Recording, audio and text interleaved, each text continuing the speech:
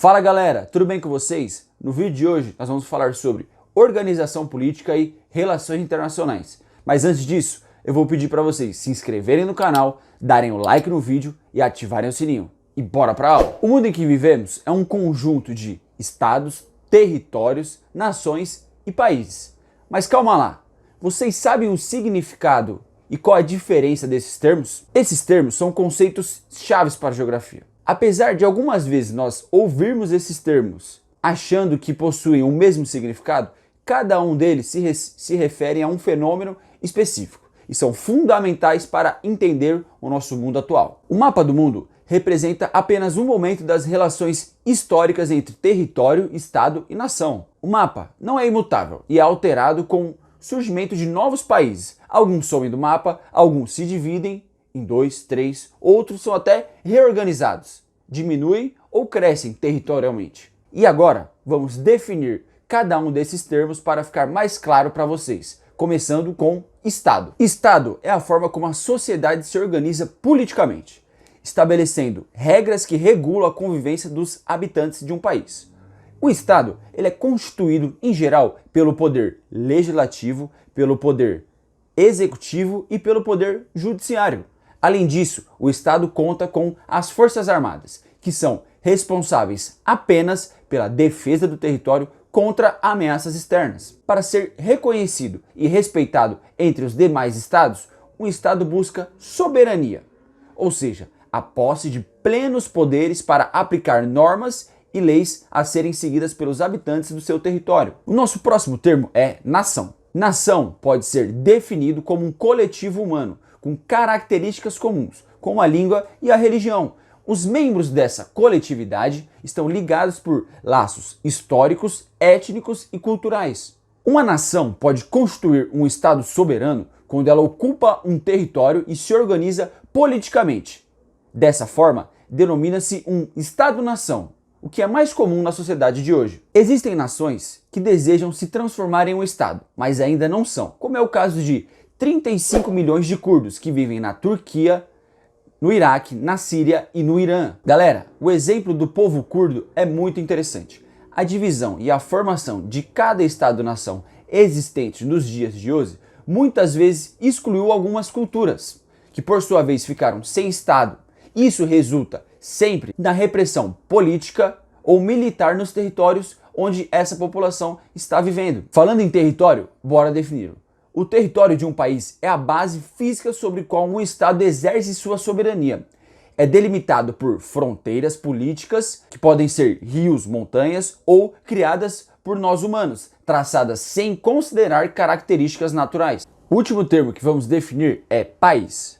Podemos definir país como um território politicamente delimitado por fronteiras, com unidade político-administrativo, habitado por uma comunidade com história própria. Todo país tem um estado organizado, que exerce sua soberania e é regido por uma constituição. As relações entre os estados normalmente se baseiam em vários interesses. Os principais são comércio, imigração e segurança internacional. Essas relações têm muita importância para os países, pois além de interesses econômicos, os estados-nações possuem interesses territoriais, o que possibilita alianças locais e regionais. É muito comum vermos acordos bilaterais, acordos apenas entre dois países, que normalmente um país leva vantagem sobre o outro. Os casos mais comuns são quando países mais ricos fazem acordos com países mais pobres. É sempre bom lembrar que há uma relação de dependência econômica entre os países, e isso influencia muito qualquer tipo de acordo. As relações multilaterais reúnem dois ou mais países.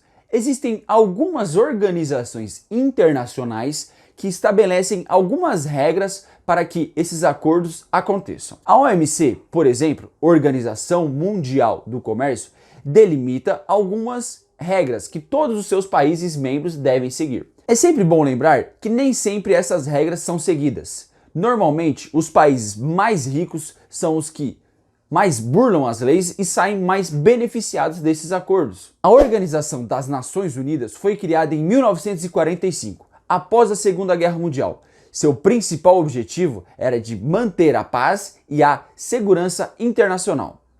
A ONU, por exemplo, é uma organização multilateral muito controversa. Apesar de ser criada para manter a paz no mundo, ela não cumpre sua função na sua totalidade. Alguns territórios pelo mundo são extremamente conflituosos e dominados por forças estrangeiras, que não buscam pacificar o país e dar melhores condições de vida à população local. Um exemplo muito claro é o caso do Afeganistão, que fica no Oriente Médio. O Afeganistão foi, por anos, dominado pelos Estados Unidos, com a desculpa de levar a paz e a democracia a este território, mas que quando as tropas estadunidenses saíram do seu território, também deixaram lá os mesmos problemas sociais. Agora eu tenho uma pergunta para vocês. Por que a ONU não fez nada nesse caso? Eu tenho um chute para a resposta. Isso aconteceu possivelmente porque os Estados Unidos é um país rico e extremamente influente em todas as regiões do mundo.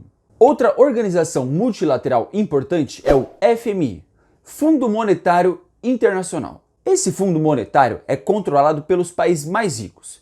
O FMI fornece empréstimos a países em dificuldades financeiras. Em resumo, galera, o território mundial foi delimitado por interesses políticos e econômicos. E a história do nosso planeta nos diz que existem países ou Estado-nações que vão se sobrepor a outros e alguns costumes e culturas vão se sobrepor às outras. É isso, galera. Espero que vocês tenham entendido e até a próxima.